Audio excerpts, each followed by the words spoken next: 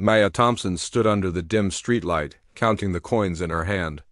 Once, twice, then a third time, as if the number might change if she just looked hard enough. $8. Cold, dull coins pressed into her palm, their edges biting into her skin. That was all she had to her name. At 80, Maya already understood the weight of numbers. Rent due dates, hourly wages, bus fares, grocery totals that climbed faster than her paycheck. She had graduated high school only a few months earlier, full of quiet dreams she kept tucked away. Dreaming too loudly felt dangerous when survival always came first. She worked 2 jobs. Early mornings at a corner bakery where the sweet smell of bread clung to her clothes, and late evenings at a laundromat where the hum of machines never seemed to stop.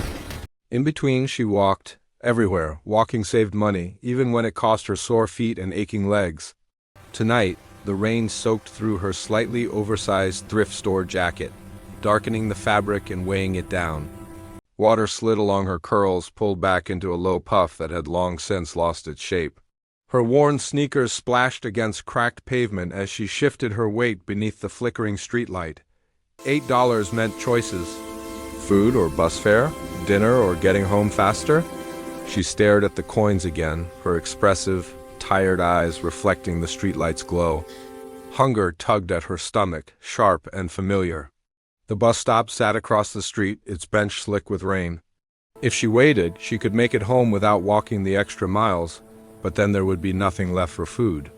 If she spent the money on something cheap to eat, she'd have to walk all the way back to her small apartment in the dark. Maya exhaled slowly, her breath fogging in the cool night air. You'll figure it out, she told herself. She always did.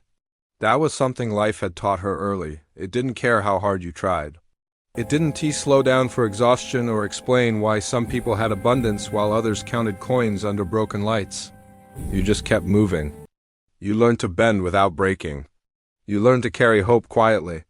Rain pattered steadily around her, the city humming in the background. A car passed, tires hissing over wet asphalt. Somewhere nearby, laughter spilled out of a bar doorway, warm and distant, belonging to another world entirely. Maya tucked the coins into her pocket and started walking. Each step was measured, careful. She carried herself with quiet determination, shoulders squared even when her body begged her to stop. People often overlooked her, seeing only a young black girl moving through the night, but inside her lived a strength shaped by long hours and unspoken sacrifices. As she walked, her thoughts drifted, not to complaints but to plans. Maybe tomorrow she'd pick up an extra shift? Maybe she'd finally look into night classes like she'd promised herself she would.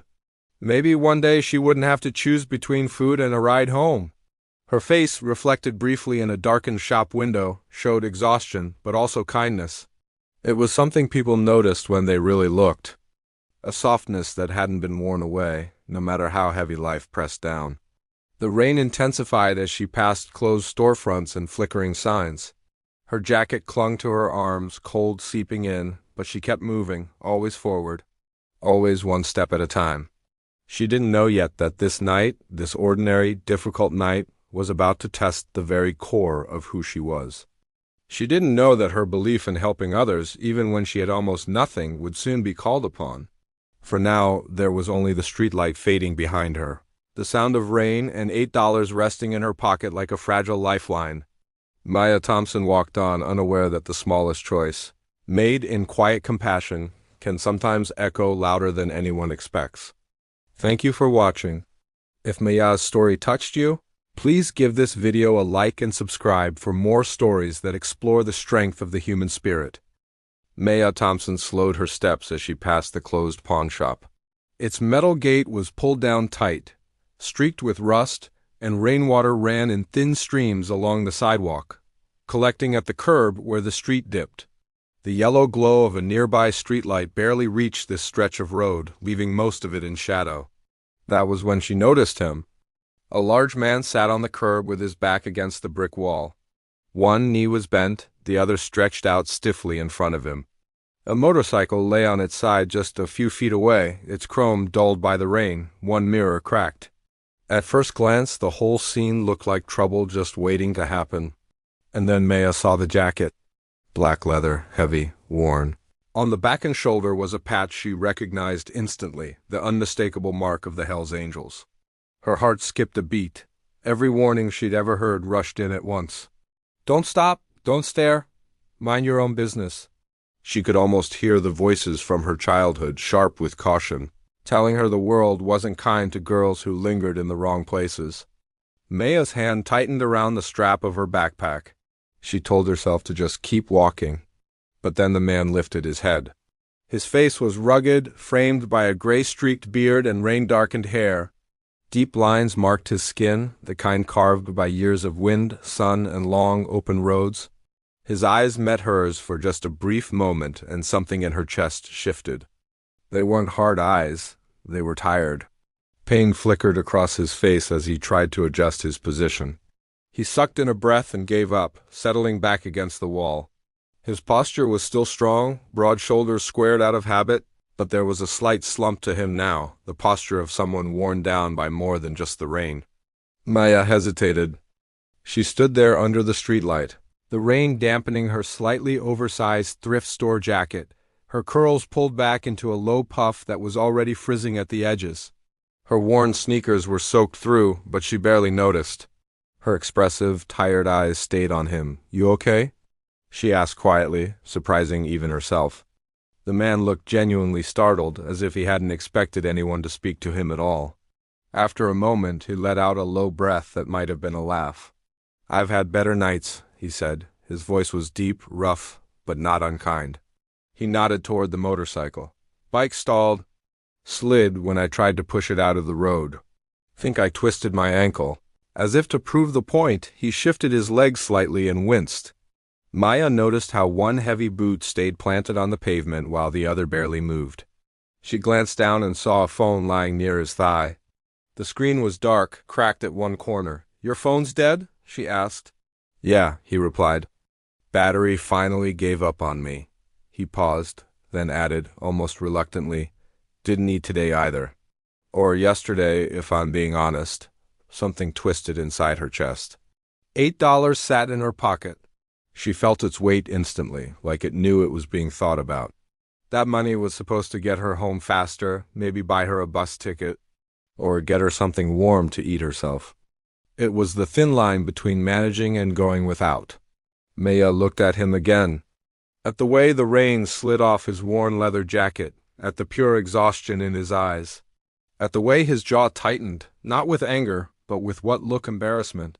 She thought about her own hunger, about the long nights and even longer walks, about how it felt to be stuck, to feel completely unseen. Her hand moved before her fear could catch up. She reached into her pocket and pulled out the coins, all $8, and pressed them into his palm. "There's a diner a couple blocks down," she said softly. "It's not much, but it'll get you something warm." The man stared at the money, then at her face. His eyes widened just slightly. "You don't have to do that," he said. "You don't even know me." "I know," Maya replied. Her voice was calm, steady, even though her heart was racing. "But everyone deserves that." For a moment, the rain seemed to hush. The city noise just faded into the background. He closed his fingers around the coins carefully, as if they were fragile. "Thank you," he said. There was real weight in those words, gratitude, something deeper. Maya just nodded once. She didn't trust herself to say anything else. She turned and walked away, her shoes splashing through the shallow puddles, her pockets now empty. She didn't look back right away. When she finally did, just once, she saw him still sitting there, watching her disappear into the rain, $8 clenched in his hand.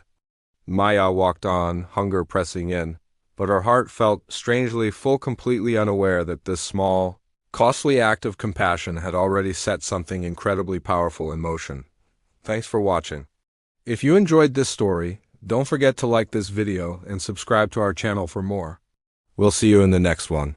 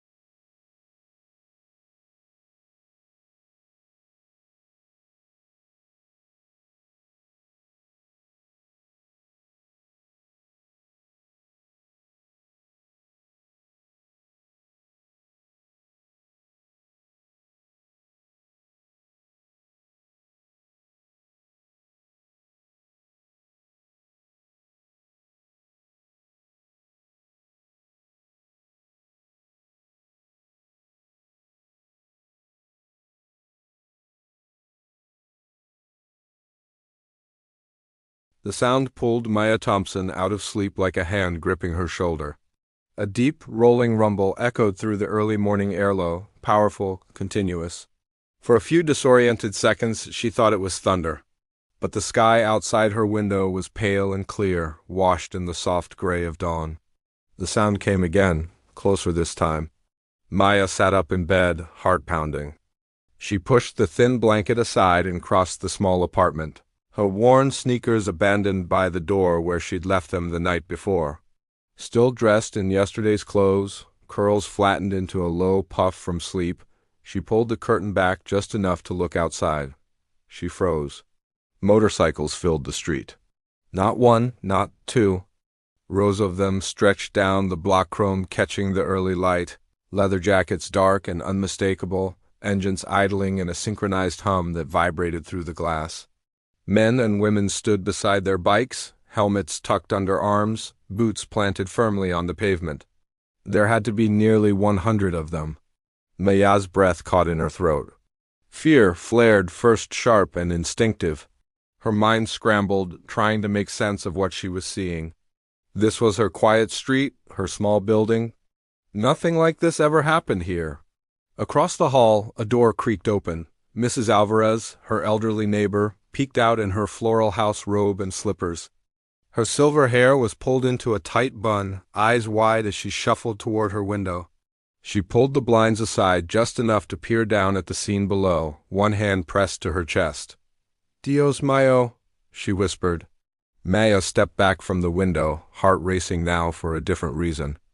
A memory surfaced through the haze of sleep and shock rain.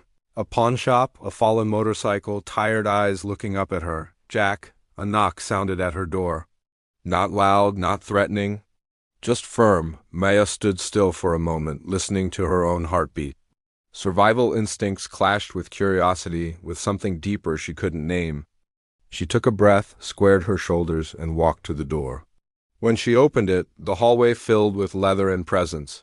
The man from the night before stood at the front, Jack. He looked steadier now, standing tall despite a faint stiffness in his posture. His gray-streaked beard was neatly trimmed, his black leather biker jacket clean but worn with history. Heavy boots planted solidly on the floor. Fingerless gloves tucked into his belt. His piercing eyes softened when they met hers. "Mornin', Maya," he said gently. She blinked. "You know my name," he nodded, asked around. "Didn't feel right showing up without knowing who you are." Behind him, the hallway was filled with faces, men and women ranging in age, all wearing variations of leather, denim, and patches bearing the symbol of the Hells Angels. Tattoos peeked from sleeves, chains glinted. Their expressions were serious but not unkind. Jack shifted slightly, careful of his ankle. "I wanted to thank you properly," he said. "And so did they." Maya's voice came out quieter than she intended. "For the money?" "For the heart," Jack corrected. "I told my brothers and sisters what you did. Told them how you gave a stranger your last $8 without asking for anything back." Naya felt heat rise to her face. I wasn't trying to." "I know," he said. "That's why it mattered." The rumble of engines outside softened as some of the bikers shut them off. The sudden quiet heavy with anticipation. Mrs. Alvarez lingered in the hallway now, pretending to straighten a crooked picture frame while clearly listening to every word. Jack stepped aside slightly, gesturing down the stairs. "Can you come outside for a moment?" Maya hesitated, then nodded. She slipped on her worn sneakers and followed him down. As she stepped onto the sidewalk, the entire group turned toward her, not aggressively. Not suddenly, but with intention. Conversations hushed. Helmets were lowered respectfully. One by one, heads nodded. Maya felt impossibly small standing there in her thrift store jacket, curls still messy from sleep, but she stood tall anyway. Quiet determination anchored her, the same way it always had. "These are my people," Jack said, sweeping a hand toward them. "The brotherhood, we look out for each other." "That's our code?" A man with silver hair and a woman with a long braid stepped forward slightly, both meeting Maya's gaze with solemn respect. "And when someone shows kindness to one of us," Jack continued, "especially when it costs them something, we don't forget." Maya swallowed hard. She hadn't expected this. Hadn't expected anything at all? "I didn't help you because of who you are," she said softly. I helped because you needed it. Jack smiled, then slow and genuine. That's exactly why we're here. Mrs. Alvarez gasped quietly behind them, one hand covering her mouth as she looked from Maya to the line of motorcycles and back again.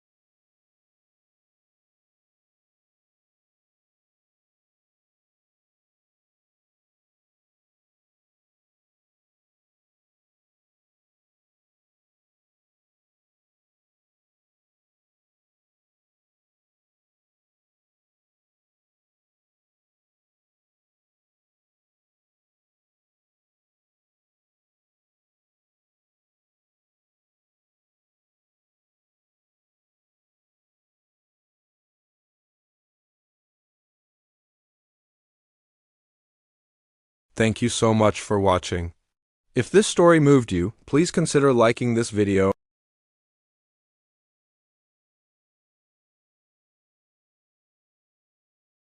The morning had fully broken by the time the last box was carried back inside. Sunlight spilled across the street, warming the pavement that only hours earlier had been soaked with rain and doubt. The line of motorcycles stood ready, engines quiet, riders preparing to leave. Maya Thompson stood near the curb, a small silver pin resting in her palm. It was a winged heart, simple, light, but it felt heavier than anything she had ever owned. Jack stood in front of her, adjusting his gloves. His posture was still a bit slouched from his injury, but he was steady.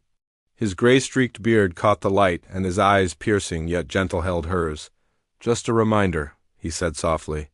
Maya nodded, unable to find the words. She carefully pinned the winged heart to the inside of her slightly oversized thrift store jacket, right over her heart. The metal caught the sun for a brief moment, flashing like a promise. Behind them, the Brotherhood mounted their bikes.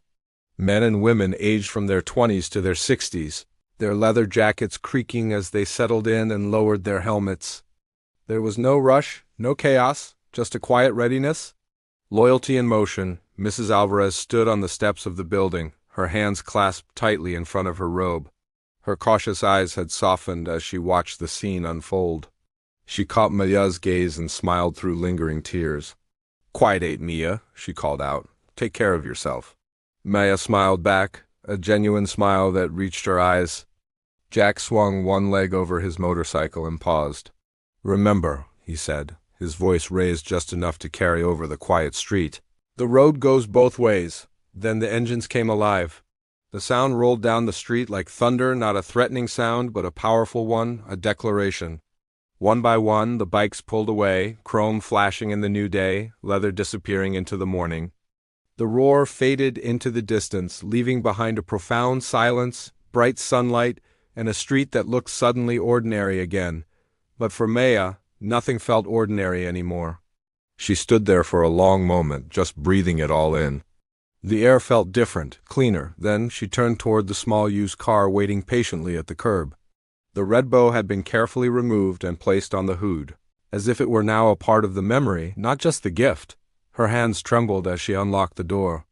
The inside smelled faintly of clean fabric and possibility. She sat behind the wheel, her fingers resting lightly on it, and let out a shaky laugh that turned into a quiet sob. Exhaustion, relief, gratitude, all these emotions tangled together until she couldn't tell where one ended and the other began.